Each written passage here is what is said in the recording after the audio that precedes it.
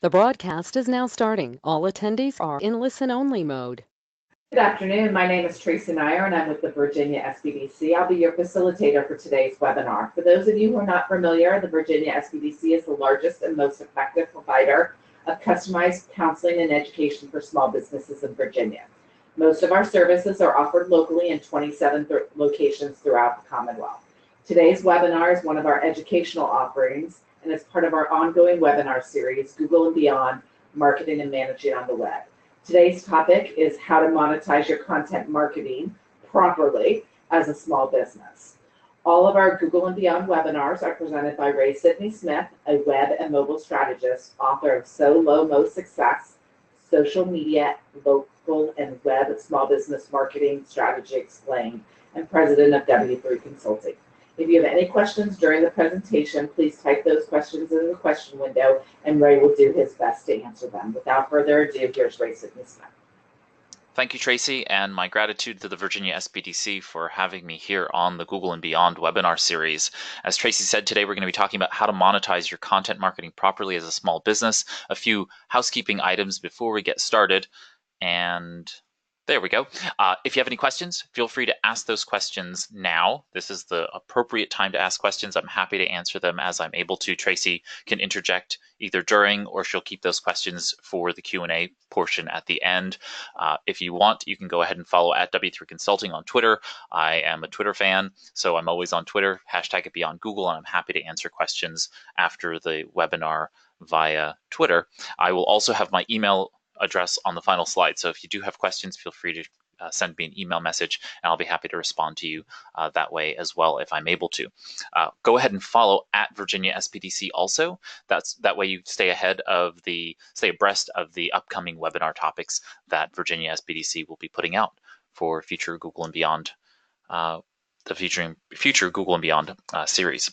So with that, let's get started with our agenda. Our agenda for today will be for me to just go over content marketing monetization strategies, both from a small business, just basic strategy, which I call it basic, but in essence, it's really important that you understand how this works. It's actually the foundation of the So Low Mo Success book that I wrote in 2014, and I want to go into that in a little bit of depth so that you understand why you need a sales strategy, a content monetization strategy on your website. Then I'll go into some of the more advanced monetization strategies, and that way, once you get the basic strategy in place, you can come back to the webinar archives and watch that portion of the webinar later and use those tools to level up your monetization game. If you're already doing what I am about to tell you in the basic strategy, then these advanced strategies will hopefully be helpful for you to be able to do that now. I'll leave a little bit of time at the end for Q&A, just a minute or two, and so let's get into it. Today, content marketing is changing. We all intuit it in some way, shape, or form. We've gone from a strictly text-based world to now, a wide variety of different types of media. You have in Instagram, you have these short video, posts. You have these this new construct called stories, which are images and videos that are placed on a 24-hour timeline. Facebook has Facebook Live. YouTube has YouTube Live, and of course, it's the second largest video platform, which we'll talk about later. There are a lot of different types of media that you can now be posting as content on the internet. Ultimately, though, what really matters is the content that is born out of your website. And you need to really start to think about what content you're creating on social networks and on other social platforms, and what content you're creating on your own website, blog, podcast, or otherwise. Okay, so when I talk about content marketing, I'm really concerned more about the content that you're creating on your website that is on a domain you control, whether that's a website, blog, or podcast, or even a video blog where you're hosting the video natively, locally on your own systems, and you control the domain name. So you control yourbusinessname.com, yourblogName.com, and Google is directing traffic to you. So that's That's the content marketing I care about. When you're posting onto Facebook or Instagram or anywhere else, that's also really important. That's engaging your audience, and it is potentially syndicating the content that you're creating on your own platform. But remember that your platform, your owned content, is better than the syndicated content or the native content that you're putting onto Facebook or Instagram or otherwise. Just a couple of statistics so that you have an idea about where we are in the landscape of things. This is a Statista screenshot that I took, and where we are right now is that Facebook still dominates as one of the largest social networks by monthly active users, and so we have this remarkable, meteoric rise of social networks, and Facebook continues to dominate in that space, even as it starts to, it's starting to erode in terms of the number of users that are signing up. Its user sign up is down. The amount of time people spend on Facebook is down because more people are spending time on Instagram and other networks. One, you can see that what's odd here for maybe for some of you is that WhatsApp and Facebook Messenger and WeChat, those are all messaging apps. They're apps that allow for multimedia sharing in much more private spaces, but they are social networks in that sense. And so they dominate. Look how much, how many monthly active users are using these three apps to message with one another. So I just want to put it on your radar that you need to start thinking about how chat-based applications, and therefore things like chatbots, are actually going to play into content marketing over the next probably 6 to 10 quarters. And you need to start thinking about how you are going to modify your content strategy to match that. That's not the topic of today's discussion, but I did want to make you aware of that. But Facebook is number one, YouTube is number two. Instagram is falling a little bit below there, but Instagram is still a fairly dominant and trendy platform, so to speak. If we continue down the list, we see some of the more international networks that are out there. People don't typically talk about, like QQ and Sina Weibo, which are both in China. And we have Reddit and Twitter, Skype, even LinkedIn, and then we go all the way to the bottom there. And let me see if so if we go all the way to the bottom there, we see Pinterest. Now, the reason I bring this up is that we did a webinar on Pinterest before, and as I noted in that webinar, Pinterest drives a quarter of all referral traffic.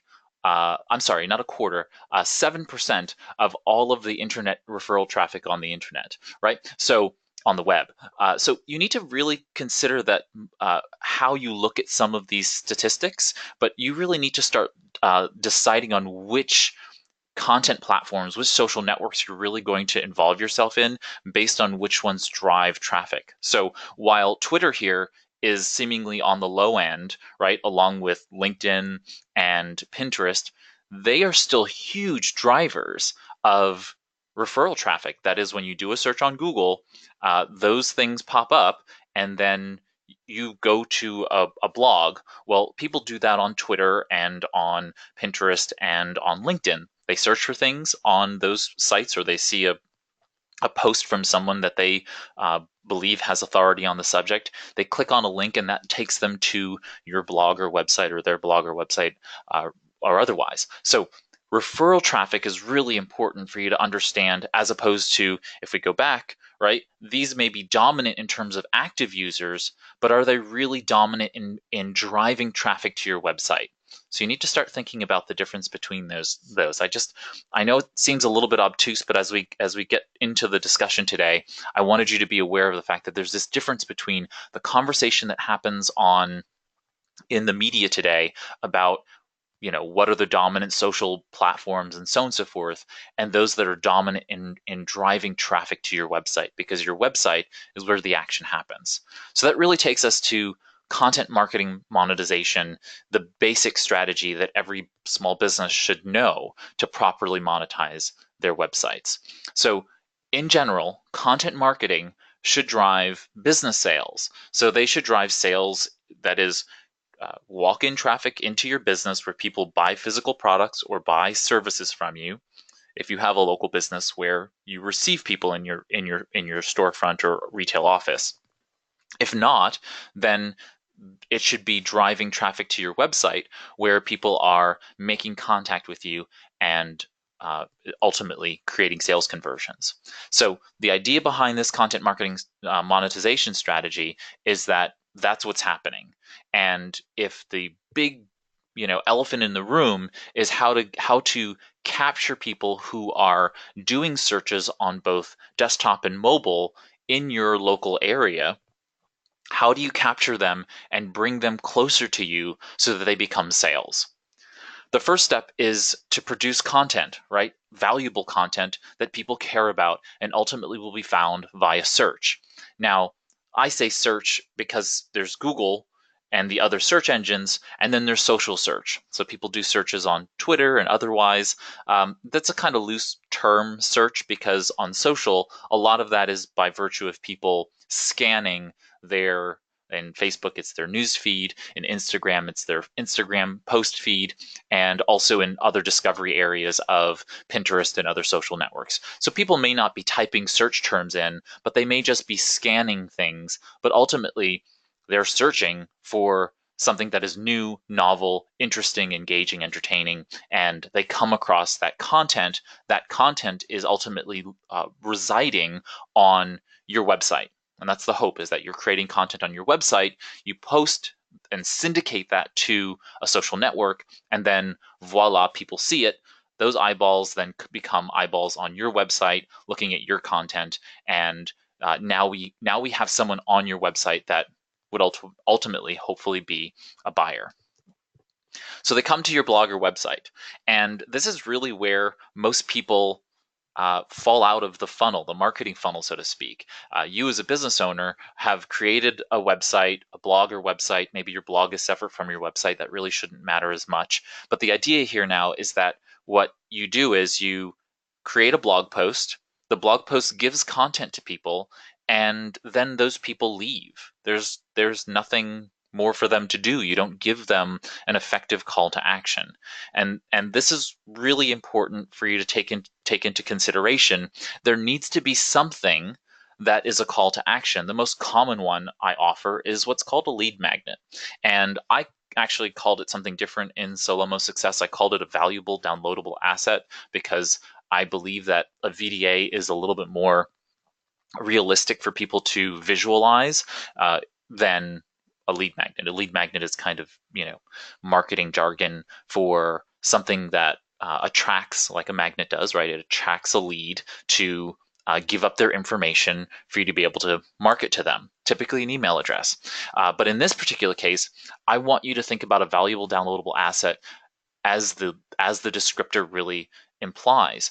So it has to have value, so it has to be valuable, and value is determined by your audience. So what is valuable to your audience? For a business attorney, it might be setting up a small business startup checklist where the small business can download a PDF, and it goes through for, say that they're in a particular city or county in Virginia.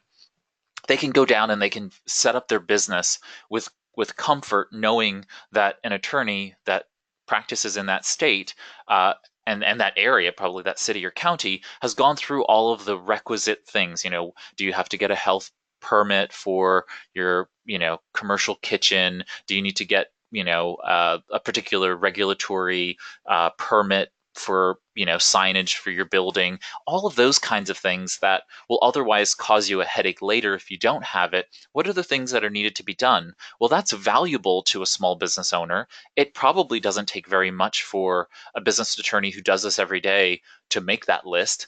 Shoot it off, shoot it through a PDF creator. Most Word and other programs now can create a PDF directly from the source document application from the software itself. So you create a PDF, and now that becomes a valuable. It's downloadable, right? Because it's a PDF. It's something that someone can take off of your website and put on their own computer. And there's something very psychologically satisfying about being able to download something as opposed to just looking at some text on a website and saying, "Oh, okay, that's valuable," but Now I'm going to leave your website, and once I leave your website, I'm going to forget about you. So we want it to be downloadable. We want you to be able to take it with you, so that you feel like you got something of value that you can walk away with. And it has to be an asset, right? So it has to be something that's going to have value, not just from that moment, but it has to have value in the future. And so many people think about this as being ephemeral, and you really need to start thinking about this as something that will, like a workbook or a checklist or an ebook. Those things have value that becomes more valuable over time. You don't just download it and then walk away from it. So valuable downloadable assets actually really important for you to think about now. So person comes from you write a blog post, you create a podcast episode, you create some resource on your website, you then syndicate that to social media. People then click on those links. They come to your website now where you created that content. They are now on your website. You call them to action through a valuable downloadable asset. And that valuable downloadable asset is then going to do some kind of sales pitch for you to give up an email address, to give up a phone number, to answer some information about about you, for you to be able to get access to the VDA. And now it's up to you as the business owner to make contact with the potential buyer, right? This is a potential customer now sitting in your email list or in your inbox with created a form that they filled out, and they've given you information, and now you can communicate sales messaging to them. This can be automated. Many people use email automation software to do this. And then the final step is the sales conversion. How will people actually buy from you? And I don't know how many websites I've come across in the last decade where people basically don't have any way to convert sales either on their website or otherwise. They just presume that this will all happen via phone and email, but without any real thought there in mind. You really need to think about, okay, well, once someone comes to my website, how would they buy from me? It's as simple as maybe putting up a PayPal link or putting up a link to a standard checkout button for any number of services that can take payments. But if you don't have some way for someone to turn into a sale to convert into a sale, then you really don't have an effective content marketing monetization strategy. So really start to think about each of these fundamental pieces as, okay, the content that drives traffic from search and social, Google and social networks, is different than the content that you create on your blog or website. Because the tweet that you write may be just the title, the subject of a blog post, or the subject of a podcast, or the subject of a video that you've created and posted to YouTube, right? But the actual content itself is going to be something more valuable, making me want to click on that syndicated post to then come to your blog or website. The lead magnet or the VDA is going to be something that you create and you may create one of them, you may create 5 of them, you may create 10 of them. I don't know how many would be useful to your business. You need to determine that and say, okay, I have these various ways in which I can help a potential customer.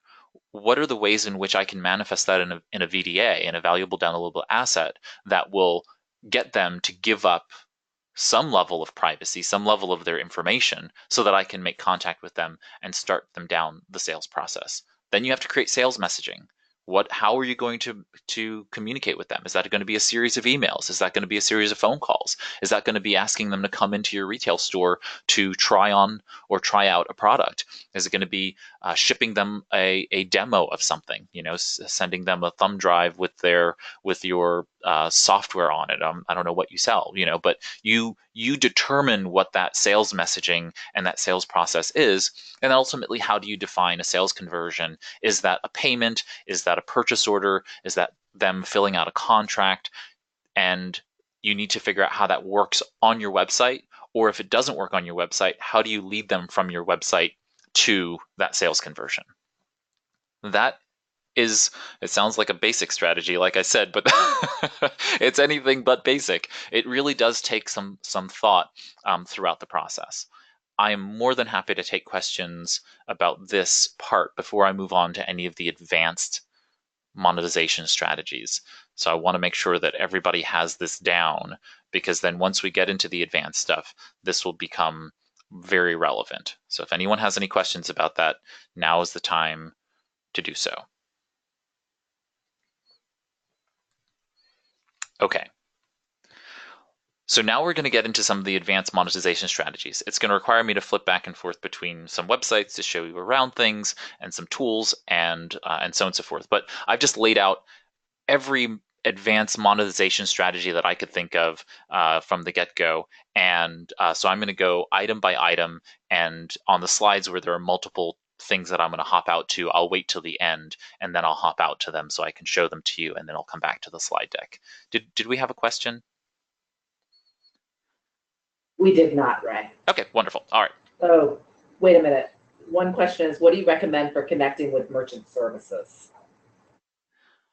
So it really depends on your website and the content platform that you're using. You know, whether you're using a WordPress website or if you're on Wix or Weebly or Squarespace or otherwise, you should really think about how to implement based on the platform that you're using. Of course, you want to think about security. You want to think about cybersecurity always. You know, it's a thought of being secure by design, right? So you want to think about security first. And so I would have a discussion with your bank, your financial institution, whoever you're currently banking with for the business, and ask them what they recommend with the website that you have in mind, right? And if they don't have an answer to that, that should be a red flag for you to start thinking about maybe another financial institution, and then thinking about the major ones, right? So there's right now PayPal, Zelle, Zelle. There's Stripe, which is a fantastic platform that I actually appreciate and use. You can use Wave, which has its own checkouts platform, but there are many different ways in which you could do that. But I think that it's best to talk to if you have a merchant services program already. You know, say if you have a Clover system at your retail location, you should talk to Clover about how to integrate that into your website, because they can do that very easily. So whatever you're using currently to take payments, there's likely an online option, and you should use that. Talk to your bank about how that interfaces. Talk about security. You should really talk about how they're going to implement security on the site, because that's a really important part of it, whether that's just PCI DSS compliance or otherwise, which is the digital security standard. PCI is the compliance standard you need to have in order to make sure you're taking credit card payments safely. And so just make sure you're talking to the right people. So I would have a conversation among those folks. If you have any specific questions, like I said, I'll have my email address on the final slide, and I'll be happy to lead you in the right direction based on your web platform and your current merchant services and so on and so forth. Okay, so first and foremost, and these are in no particular order, so I didn't put these in any order. They're just the ones as I thought of them. So first up is our events, and these come in a variety of flavors. So I'll just talk it out with you. So you can get paid for events based on your content. So if you have a particular topic that is very, very popular, you might decide to actually do a public workshop that people pay to come to in order to hear you speak about it, right? Because that's something that you might have written, maybe a 5-part blog series on some particular topic, and it was intensely popular. It was very, very popular. You might decide to actually do that live.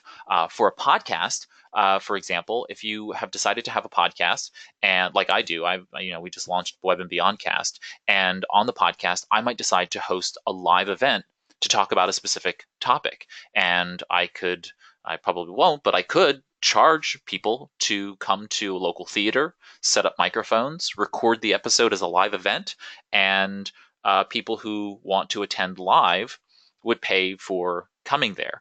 Or I could hold the event for free. So I'm going to hold a live event where I'm recording the podcast as part of the live event, so that I'll get a podcast episode out of it. But now I'm on stage in front of my audience, my target audience, and I can now sell from the stage. I can sell my products or services directly to those folks. So it's a potential for you to be able to have both a content production, cost being used for that, but also now you're you're capable of selling to the people there. I know this firsthand from my own content marketing. I've been able to be a professional speaker because people have seen my content, they know who I am, and they invite me to come speak at places. So if that's something that fits you, if you're in the B2B space, or even if you're in the B2C or B2G space, business to business, business to consumer, business to government, there are a wide variety of opportunities for you to do free and paid speaking engagements. But we're talking about monetization here. So specific to this, you could potentially get paid for speaking engagements if you set it up correctly. Maybe you decide to have a YouTube channel and then you embed those YouTube videos on your own blog, and you write commentary about the videos that you're recording, and letting people know that you're available for hire. So if you're a human resources expert, you might decide that you want to make some extra money by charging a couple $100 for some paid speaking engagements, and you can come to companies and talk to them about their HR issues.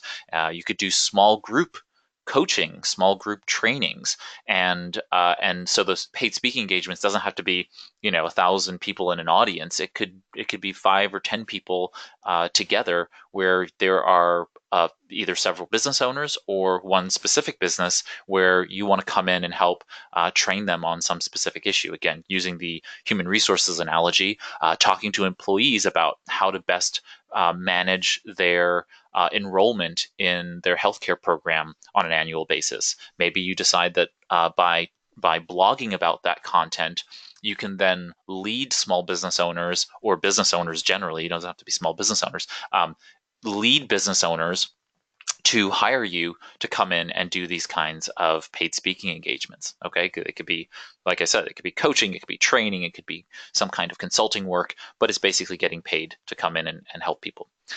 Next up is our sponsored posts. Sponsored posts, again, these all require you to have a strong target audience, strong following on social media. I probably should have said that to begin with. Once you get beyond having an effective following that is building a baseline of people who you feel like you have a good community, these things will then work. I mean, this is not the other side of it, right? Before, we've done webinars, and you can go back to the archives and look about how to build a community, how to build a following. This is not about that. This is already, you've got a following, you know the people who you're targeting, and you have some level of influence over them. Now you're capable of monetization. So you have to have that before you monetize. So in this case, if you have a fairly popular blog, I get this all the time. People email, they go to our contact form on W3 Consulting's website, and they ask us if they can pay us to post blog posts to our audience. And my answer is no, because that's not part of our business model. But yeah, they offer money to be able to get a blog post in front of their audience. Now, this is actually multifold. The reason they do it is not just because they get to write a blog post and put it onto my site for purposes of getting in front of my target audience, but they also get the opportunity to put links back to their own websites. So in essence, they get to boost their Google rankings because they're attaching themselves to a fairly old domain. Our domain has good domain authority because it's old,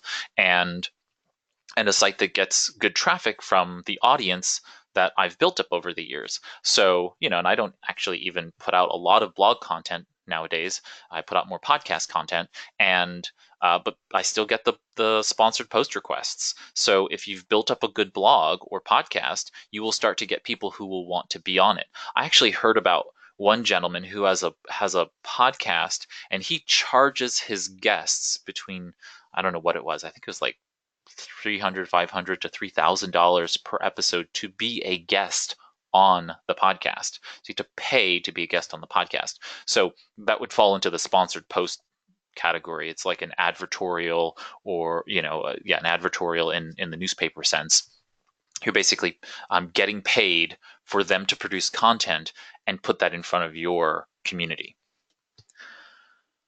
This one's very popular, and it's one that I always encourage all business owners to do, in the sense that if you're going to put in the time, energy, resources of blogging or podcasting over the course of time, you need to be able to offset the marketing budget, the cost, in your marketing budget for producing content. And content production is not free. If you just take your hourly basis and even set it at um, uh, you know a minimum wage, you would probably still rack up a full-time salary based on the number of hours if you're really producing the amount of content necessary to have an effective blog, podcast, YouTube channel, you name it. So if you calculate that number, then you've got a cost that you could potentially reduce if you then put that into another format. And so many times that format is a book, because you're writing content for your blog, you're writing content for your podcast, you're writing content for your YouTube channel because it's a script or an outline or otherwise. And over the course of time, usually about 3 years, you have enough content on your blog or podcast that can then be repurposed into some kind of book. And so you take that content, you sometimes it needs some rewriting, sometimes it just needs some editing and rearranging, but it then can be turned into a book. What I regularly recommend is that you take your blog and you say, if today is the day you're starting your blog, which I recommend that if you're going to start now rather than later, and say, here goes a category where I'm the expert. I'm the subject matter expert on this topic. I own a business that covers this particular product or service or area or industry, and outline a book. And what you'll find is that if you outline a book, then outline the chapters, sections within those chapters, guess what? Each of those sections will be either a blog post or multiple blog posts. And all you're doing is blogging every week, every other week, every month until you have filled in the entire table of contents. You can check off each one each time you publish a post or a podcast or whatever. And ultimately, what you've done is you've blogged into a book. And then you take that material, wrap it together, and you can put it onto Amazon Kindle. You can put it onto any number of other creator platforms that you can sell these kinds of digital or physical books for selling purposes. Podcasts. So you can actually monetize podcasts in a number of different ways. I put this one here, but I'll talk about another couple of ways you can do this in a couple slides. But podcasts are not necessarily all free. There are actually a wide variety of podcasts that people pay to listen to them. And I put on the screen Gumroad. Gumroad is a content creator platform for taking payments, but it in essence creates what they call a paywall or a gate, a pay gate that forces someone to pay before they access that content. And in essence, you could decide that your blog is free content, but your podcast, people have to pay in order to access it. And so you post the content inside of Gumroad, and people who pay, whether they pay a monthly fee, an annual fee, a flat fee. So you say you have a lifetime fee, and that lifetime gives them lifetime membership into this podcast, and now they access it through Gumroad. It has an application on the phones, iOS and Android. You can access it through the web, and now whenever people want to access this content, they can do so. So you could do this as video, as audio. There's a lot of flexibility here in terms of monetizing the idea of a podcast content, where you're putting out regular content over time, audio, video, even PDFs, and you can then put it behind something like a Gumroad platform, so that you could be taking payments. I think it's a very underused monetization strategy that has a lot of potential benefit for the small business owner, because you're going to start getting, hopefully, recurring revenues. I mean, that's the holy grail, is to put content out where people are paying for it regularly, whether or not they consume it. And you want them to. Obviously, you want to encourage them to go out there to your podcast and listen to every new episode and engage in the content and do what you ask them to do, so they can better their lives or businesses or what have you. But it shouldn't matter whether they consume the content as to whether you should get paid for the production of the content. So I think it's really cool to be able to have something like that. Then there's affiliate income. Affiliate income is a very big topic, and we actually did a webinar on this, and you can go back into the webinar archives on virginiaspdc.org and find the entire discussion on affiliate income. But I did want to cover a few things here because I think it's important for us to talk about the affiliate income topic. So first and foremost is there are, I think, a few tools here. Let's see. I have 1, 2, 3, 4 tools, 5 tools, I think. 5 tools. Okay, so the first tool is this one. It's called Skimlinks, and Skimlinks does a pretty interesting way of managing your data. So in essence, you can choose a series of merchants. Say that you want to create affiliate income. Oh, so for those of you who don't know, affiliate income is the idea of earning commissions by referring people, visitors to your website, to your blog, podcast, website generally, and when they click on one of those links or they use a promotional code, a promo code or a discount code on the businesses, the service that they're the affiliate for, when they use that code or they click on that link, they then register with you somehow that you sent them, and usually by use of the code or clicking on the link, right? It's all digital pretty much. And now you get some percentage of income, a commission for referring that person. So you get to focus on the content rather than on trying to sell people things. Now, usually for a small business owner, you have a business with a primary product and service. So your main goal is to sell your product or service, but you can diversify revenues. And again, this is mostly about reducing your overall marketing costs, right? So if you have a marketing and advertising budget, you want to be able to reduce those costs so it's paying for itself. Affiliate revenues can be a very strong, very useful tool here, where you can now say, okay, well, if I'm a health and wellness coach or a registered dietitian or a nutritionist, well, if there is a series of cookbooks that are on Amazon, I could sell. I can be an affiliate, in essence, referring people to buy that cookbook that I always refer anyway. I know it, I trust it as a resource for my clients. Well, now if I'm referring them, I'm making a percentage of income, and that helps me offset the advertising or other marketing costs that I have for the business. So it's a very effective tool, and that's why it's in the advanced side, because you really want to start off with the basic strategy. But anyway, so Skimlinks does something really cool. They give you a plugin or some code you can put on your website, and you get to choose the various merchants that you want to do business with. So, for example, say you are in the fashion industry and you want to work with Macy's. Well, you can make Macy's a merchant and then install this software on your website, and Skimlinks will, like it sounds like, it will skim your website and create links for whenever you mention products that might be on Macy's website. So if you mention a blue chemise blouse, in one of your blog posts, well, it will just automatically turn that into a link. And then when someone clicks on that, Macy's will pay you a commission, an affiliate commission, for referring that business to them. So pretty powerful stuff there.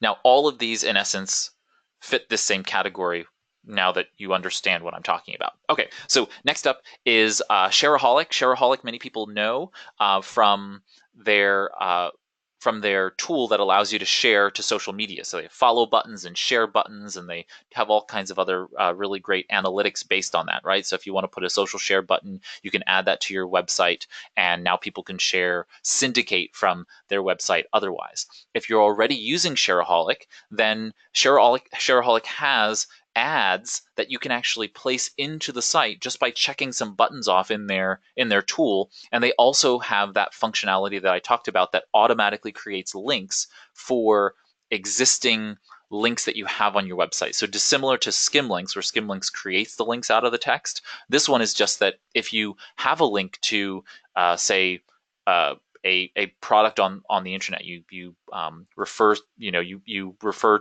people to some link to some product on someone's website. Well, it will look to see whether or not that platform gives affiliate revenues, and Shareaholic, through their already existing affiliate programs, will then turn that into an affiliate link and then pay you a commission for referring that traffic. So very, very powerful tool there as well. So that's just at shareaholic.com. Next one is Outbrain. Outbrain is a mostly shows related ad content, so it shows it in a native format in and with it. I'm not going to go into it. I think they're a smart company that does smart ads, and so you can look at Outbrain, outbrain.com. VigLink is kind of the same thing. So what VigLink does is it goes in and looks for text similar to skim links and creates the links based on the criteria. So you choose an industry and you say, I'm going back to health and wellness. I'm in the health and wellness industry, and it will look at your blog or podcast text, and anything that it thinks it can drive traffic to merchants' websites, it will turn it into a link and pay you for that content. Okay, so now, last but not least is this one, which is this is a plugin. So that if you're on WordPress, as many of you know, we're a WordPress shop. We work primarily in WordPress, and so it's always good to know WordPress tools. This one's Amazon Autolinks, and so you can become an Amazon associate. That's the affiliate program that Amazon has, and we talked about this in the in the affiliate webinar that we did. So I'm not going to go into it, but you can go into Amazon Associates and grab your associate's ID and then install this plugin. And in essence, it goes through your entire WordPress website and links to Amazon products that it knows are Amazon products. And when people click on those products on your website, they go ahead and become an affiliate revenue stream. So really, really powerful. One quick note here is that if you're going to do any level of affiliate work, just make sure that you are following the FTC's guidelines on the disclosure guidelines for receiving affiliate revenues. Okay, so we've talked about affiliate income. Next up is producing online courses. Many small business owners are not teachers, so you're not educators by trade or education, but you can still teach people how to do things. So, for example, if you sell knitting supplies, well, it's a natural offshoot of your business that people would want to learn how to do things. Like if you want to learn how to quilt. If you're selling knitting supplies, you probably have an affinity toward knitting and stitching and other kinds of weaving crafts, right? So why not teach some of those basic skills to people in an online setting? And what's really great about it is that it can actually feed back and forth with the business, because the online course can promote the business, the retail side of the business. If you put the course out there and then market the course in your local community, people can take the course online. They can see that they can buy the supplies locally because you've told them that they can in the course. And if they're not, then they could just find another local knitting shop, knitting supply shop or craft supply shop, right? So if I live in Tuscaloosa, Oklahoma, I'm not going to drive to Charlottesville, Virginia to your shop to buy knitting supplies. Fine. But if you're marketing it locally, you're at your local business association, you're at your local chamber events, you're at networking events, and you say, oh, you know what? I noticed that you have an interest in learning how to knit. You had a conversation with someone at a cocktail party, and you say, well, I have an online course you can take. It's just a couple bucks. Come take the course. That person now takes the course for some nominal fee, and they learn how to do that. And now they're buying the supplies from you, and now they become a regular, consistent buyer of your supplies from the shop because the online course led them to doing so. It made them a normal, loyal customer. So I really highly recommend thinking about how it can actually feed the other way. Next up is providing virtual services. So again, this goes back to any of the professional services providers that are out there. If you provide local services, it doesn't matter that you can show up in someone's physical space in order to provide those professional services. Now, this doesn't fit if you're a massage therapist, because you have to physically be there to massage somebody, or spa services, or things of that nature. But many of the services that people provide are that of information sharing and coaching, training, consulting, or otherwise. And traffic can be, aggravating for people. Schedules can be very difficult to get away from their office or home. If you have children and you want to be able to get some, going back to the health and wellness thing again, if you're a registered dietitian, who cares if you're in the same town as the person? Being able to meet via video means that that person can be at the office or at home with the kids or at home sick. It doesn't really matter where they are and what they're doing. They can hop on video, and you can provide those services to them without you having to have moved, or them having to have moved a foot out of their home or office. So you can provide those virtual services um, that way. So again, this is a case where you're taking your blog or your podcast or otherwise and letting people know that you provide these kinds of virtual services. So now, whereas you might have had a very small area of being able to convert sales because you were only helping people in a geographic region, a radius that you could travel to, now that unlocks a much larger region, maybe the state, maybe the country, maybe global clients, because you can now help people beyond borders. You're not limited by travel. And so your blog or podcast can now be reach a much wider audience, especially if it already does. Now you can turn those people who are listening to you from afar into customers just from your computer or your phone. There's a tool called Zoom. Zoom is free for what I'm offering for you to use it for. In essence, it's a audio and video meeting tool, and so it allows one-to-one unlimited calls. You can even record them if you need or want to. You can share screens, you can share documents, you can chat, and it provides it all inside of an app on your desktop or on your phone or tablet. And you just have to have a strong enough internet connection so that you are connecting to one another. So just think about how is your content bringing people to you that are maybe not local to you.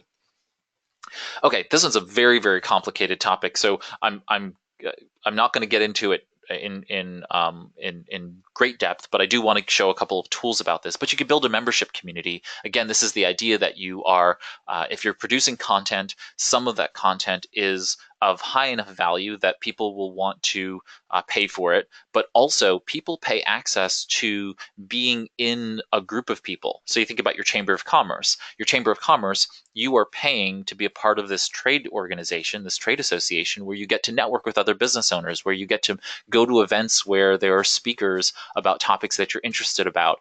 And there are membership community platforms that you can use to create a community. And it doesn't have to be a large community. It can actually be a fairly small community, but now those people are paying for you to be a part of your community, and so they're providing you revenue based on the content that you're producing. And I'm going to show you a couple tools once we get to that point.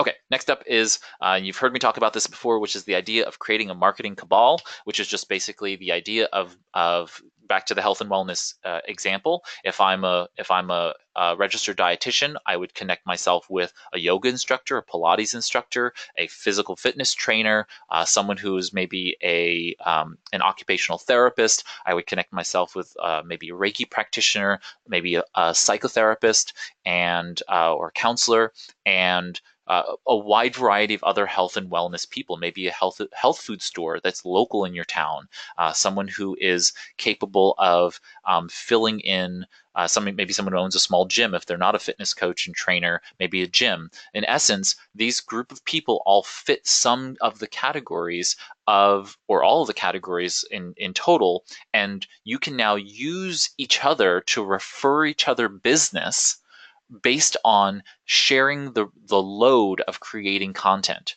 So if there are 6 or 10 of you, that means every 10 blog posts, that person is going to write a blog post for one of the other people. So you create the frequency. I'm failing for the math that's involved for everybody to make that happen. But if there are 10 of you, each of you is going to share a blog post with another one maybe once a month. And so with 10 of you, you're capable of now generating so much more content by sharing the responsibility of it. You might choose to have your own blog just for the marketing cabal in your community.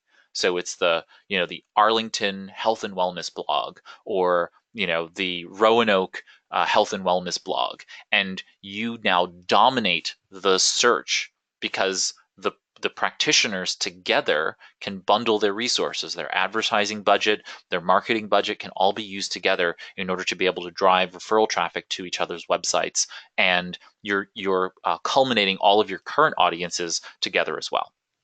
Okay, you can create small digital and physical products. So I'll talk about some of the platforms you can use to do that as well. But in essence, you don't have to create a full book. You can create a worksheet.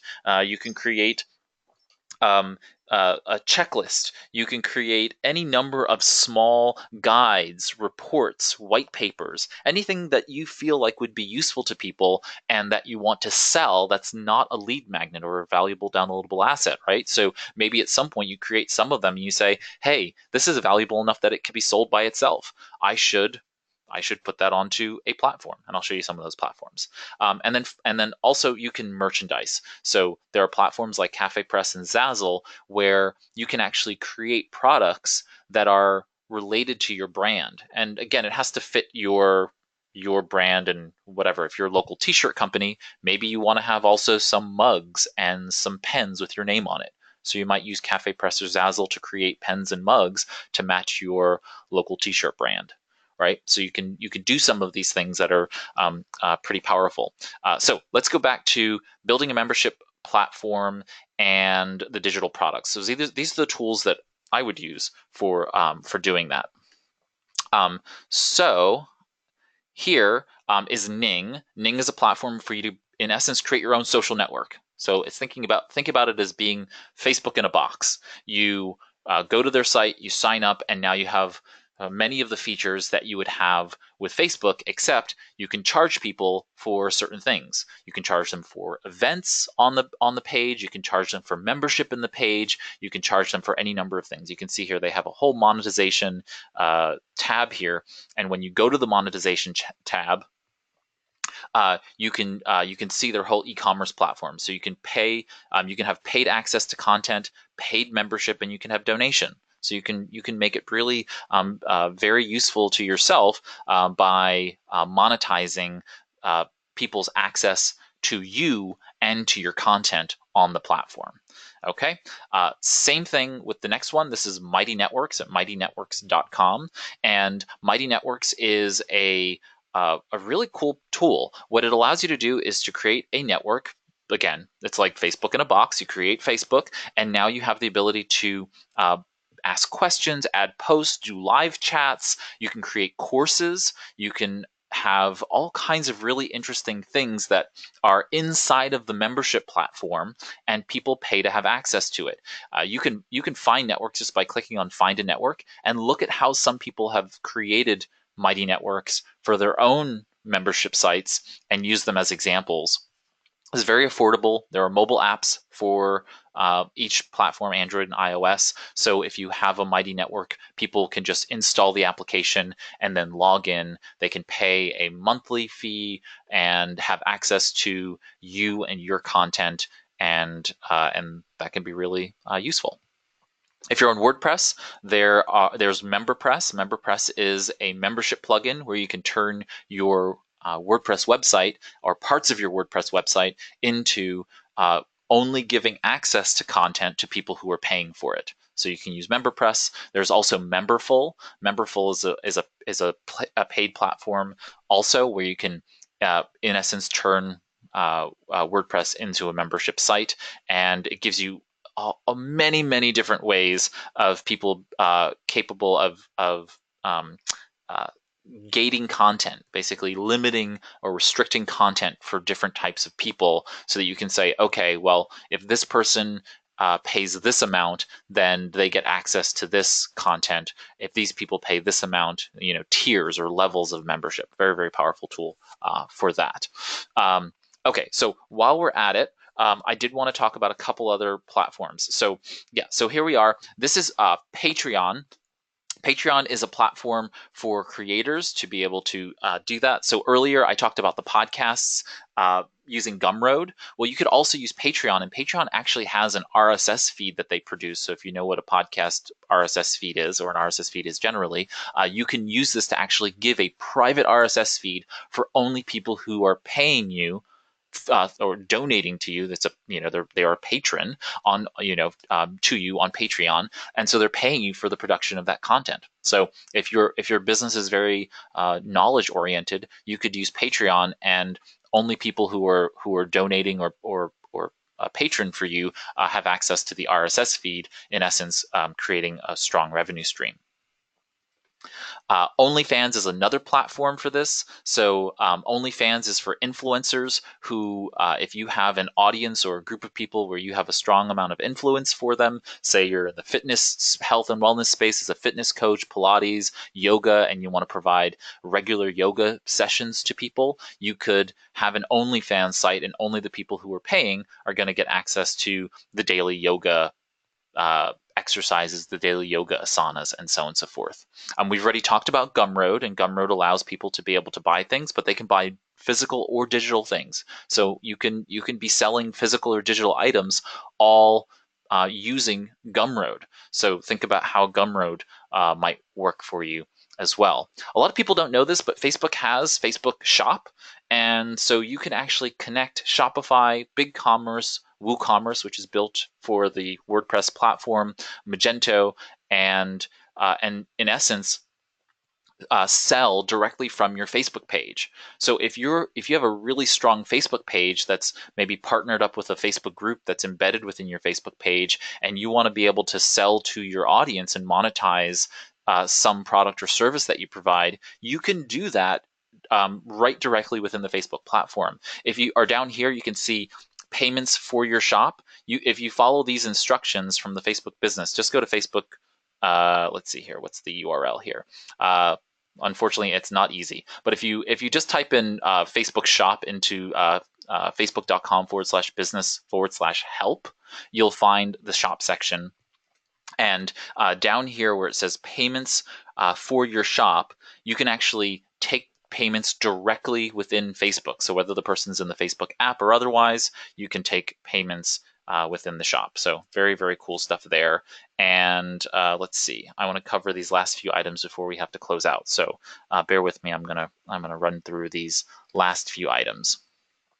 Okay, so last few items is you can become a YouTube partner. So if you're doing video on YouTube, there are some pretty strict requirements for that. And if you have a question about that, feel free to email me, and I can email you along the YouTube Partner Program overview that has all the requirements to it, or you could just Google it. But in essence, if you have a large following on YouTube, you can turn on the ads on YouTube and make recurring revenues from those. You can build an app. A lot of people don't think about it, but there are really great tools out there for you to be able to build apps today. I think we're going to do a whole webinar on that topic because I think it's a fascinating area, and it's easier than ever today to build mobile applications for your business. And so why not use the app as content? Because what you can do is once you publish the app in the app stores, then they're now publicly listed on Google and the other search engines. And so you could be publishing content about the app, and that content itself will drive people to the app, and people can pay for the app. They can pay in the app for various products or services from you. Lots of opportunities there. This one's a little bit esoteric, but it may work for some of you business owners out there. You might have a business where you are providing a marketplace of something, whether that be a directory listing of people or businesses or services, a job board or classified ads. There are a lot of ways in which you can create a marketplace on your website once your content marketing is there and driving people to your website. You might decide that you charge people for being able to post things like a directory listing, a job available that they're, whatever. Again, like if you're in HR, it would make a lot of sense for you to have a job board where people can pay you to put their jobs on your website, and that way local employers can come to it and hire people for that. And then I think this is the last one. Yep. Last but not least is you can sell your blog, podcast, or your content site. A lot of people don't think about this, but you can sell your blog or podcast or your website separately from your business. And it might get to a point where it itself is producing enough revenue. You've got enough people visiting your website, and it's producing enough revenues from some of these other advanced monetization strategies. It's got enough affiliate income coming from Amazon or wherever that you could potentially sell the whole thing for its own dollar value, separate from your business. So you might want to consider that. There are websites called like Flippa, FLIPPA.com, Flippa, where you can actually sell your website. You can put it up for auction and see if people are willing to buy it. So certainly worth thinking about in that regard. We are at time, so I'm going to turn it over to Tracy for us to close out, and I'm happy to answer any other questions that folks have based on the litany of things that we talked about in terms of advanced monetization strategies. Great. Thank you, Ray. Good information today. I'm going to go ahead and close out, and then we do have a few questions, and if you want to type a few more in, we have some time for them. Thanks, everyone, for participating today. Today's webinar was recorded and will be posted on the Virginia SBDC website under live webinars and recordings. Tomorrow, you'll be receiving a follow-on email on this webinar, and there'll be an evaluation link. Please help us to continue to improve our webinar series by filling out that evaluation. I've also posted it in the chat window now if you'd like to fill it out. Our next webinar is Social Media Management Tools for Small Businesses on November 15th. So a couple of questions. Ray, how would skim links work with a business that provides services, for example, attorneys, accountants, or physicians? Sure. So there are a lot of different, businesses out there. So, for example, you could, I don't know if they have this, but HubDocs or DocStock might have an affiliate program. And so if you're a local attorney, you would potentially refer clients who are not going to hire you to produce a contract to purchase those contracts from one of these document directories, or like Rocket Docs, or whatever the I guess, what's the one? LegalZoom. LegalZoom is the one that's all people are always going to nowadays instead of hiring local attorneys. So, if you're going to have clients who are not going to hire you for those low-level services, just basically transactional contracts, maybe you refer people to those to get affiliate income through skim links or otherwise, and then let them know once you've created your document through a LegalZoom or whatever, maybe you send it to me for review. I'll do a contract review, and that way you can upsell them on top of the fact that you're making the affiliate income. So it's helping to offset the cost for the business owner while still giving yourself some level of payment for the work that you're doing, which is guiding people to the right services that will help them. So that's just one idea in terms of how you can use some of these services for referring people to other products. Or maybe there's a book on Amazon. Skim links can direct people to Amazon links where they can buy the book, or to Barnes and Noble, or to IndieBound, or wherever. But the idea is that you're referring people to other resources on the internet that you think are valuable to them, that they would want to buy. Great. So it's great information. Are you familiar with Webinar Jam? Yes, the Genesis Studio folks are fantastic, and yes, go use Webinar Jam. I teach ESL to English learners in mainland China and Taiwan. Do you know if the affiliate programs with, say, Amazon or other companies would work as ads in other countries outside the U.S.? So as far as Amazon is concerned, yes.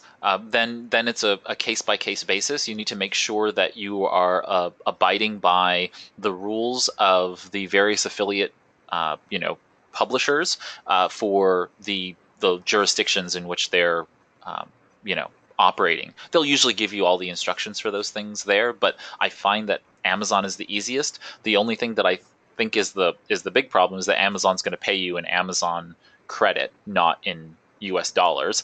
So, you may want to look at other programs that are going to pay you in actual dollars, so that you can cash those things out. I'm pretty sure there's ways in which you can take Amazon credits and cash them out, but obviously that's going to not obviously, but that is going to cost money. You have to take your Amazon credit and somehow convert it through these intermediaries, and that they're going to take a fee for doing that. So it's going to reduce your overall income. So I really wouldn't like to do that. And so you would go to if you go to what is it, affiliates.amazon.com or amazonaffiliates.amazon.com, whatever, Google it and you'll find it. It's actually, if you go to amazon.com and scroll down to the bottom of the page, you'll see Amazon affiliates, and you can go into it, and then you'll choose the countries that you want to operate in, and then you'll go there. And Amazon actually has a really phenomenal program where you can embed little stores. I forget what they call it now. They used to call it A-stores, but you, in essence, embed a little code on your website, and then it just automatically displays products based on what's on the page, what they think people will want to buy, and it'll automatically do it dynamically for globalization. So it doesn't matter whether they're visiting from China or from India or from the UK, it'll automatically track the right affiliate income for the right locality. Great. And then actually 2 more questions. Can you use Amazon's affiliate program alone, or is it better to go through a program like Skimlink? Well, if you have a WordPress website, then I would use Amazon Auto Links and just go right around Skimlinks. You don't need Skimlinks with the Amazon Auto Links because it does the same job without Skimlinks taking money off the top, right?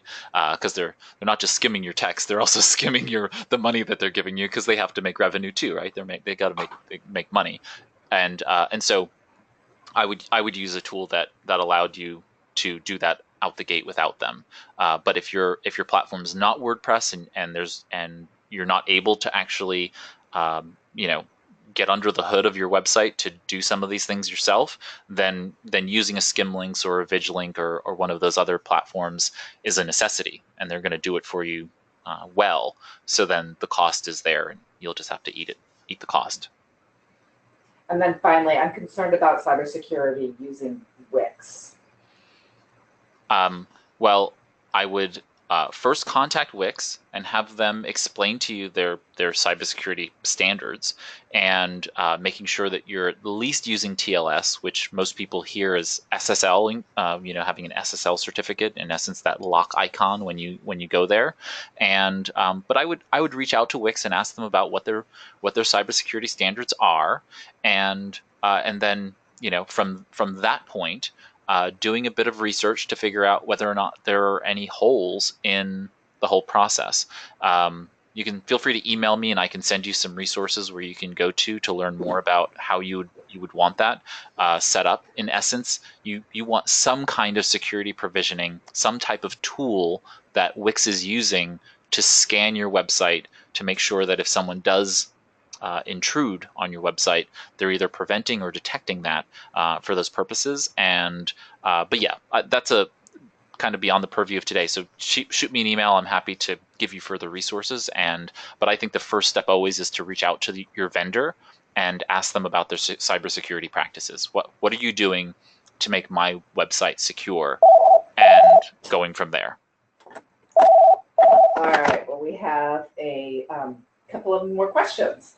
For professional services like doctors, will too many stores / links cause it to look cheap, or I guess they rephrased it, or take away from the professional look of the page? Yes, remember your primary goal is always to drive new business to you first.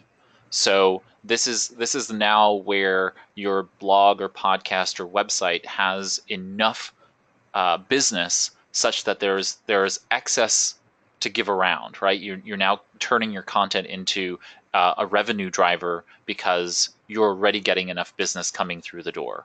So that's the standard, that your website is already doing enough for you for driving actual new patient intake. Now, there is a level of that. For example, I don't recommend turning any of your main level pages, your home page, your services pages, contact page, testimonials pages. Those should not be turned into little link farms where people are clicking on links on those pages. It should really only be for your content marketing, and so that's relegated to the blog or the podcast or the video channel or whatnot.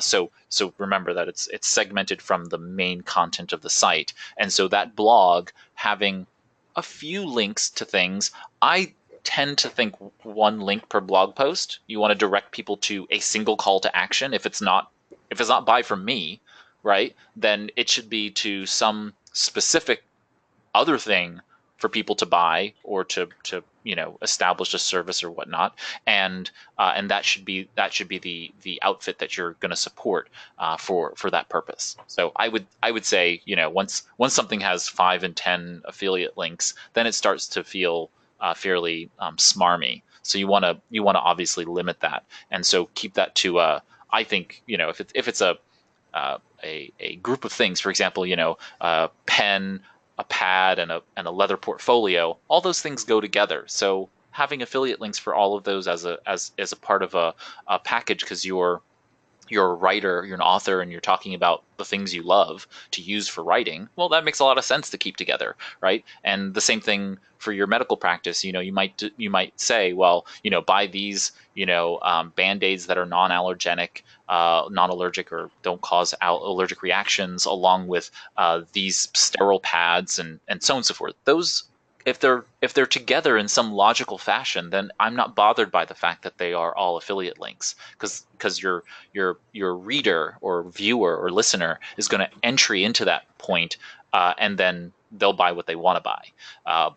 But make it logical, and don't make it look like it's just a link farm, like you're just trying to source people for affiliate revenue. It should be valuable first. Last question. The idea of Gumroad seems to have many advantages. However, I was wondering, does this discourage potential customers from visiting your site if they have to pay for some of your content that you present? Always. So you always have to offset the reality that some level of your business needs to be paid for. So I don't think that it's wrong for you to say to somebody, I don't work for free. And that's the standard that you should create for the content you put in Gumroad. So if some of your content must be free for people to get to your website, otherwise Google wouldn't be able to index your site. They wouldn't be able to find you and generate traffic coming to your website. It's the stuff that's beyond that that's of really high value, right? So I may talk about digital marketing, but to produce a digital marketing strategy for you, a plan where maybe I've created a template that you can then DIY. You can go in there and fill out the plan and the template. That might be paid in Gumroad, but the fundamental steps for how you create a digital marketing strategy, well, I've written about that at nauseum on my blog and on podcasts and on YouTube and so on and so forth, right? So that's stuff that's easily available. You can go to YouTube and find that information. But the physical product, the PDF, the video that's in explaining in step-by-step detail on how to do that for a specific industry, right? So if I created a digital marketing plan tutorial for insurance agents, right? Now that's going to be something that's of high value to a particular target audience. That's a step above all of the normal content that I would create on a website. Great. Thank you, everyone, for participating today. Ray, thank you.